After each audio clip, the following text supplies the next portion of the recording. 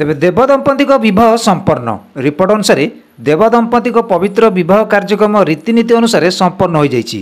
तेबे भाग्य थिले एभली पवित्र दृश्य दर्शनर सुजोग मिलता है। यही पवित्र कर्म मयूरभंज जिला करंजिया ठारे थिबा प्रसिद्ध पूर्णेश्वर पीठरे अनुष्ठित होई महासमारोह संपन्न हो जाइछि।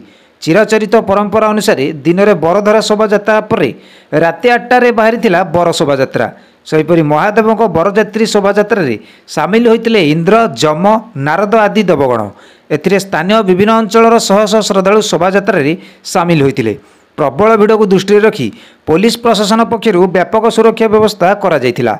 पूर्वाह्न महारुद्राभिषेक होमयज्ञ अनुष्ठित होगा पर संध्यारे विवाह अनुष्ठित होता। वाद्य रोषणी घंट मंत्रध्वनि प्रकंपित होई एक आध्यात्मिकता परिवेश गढ़ी उठिला पूरा परिवेश।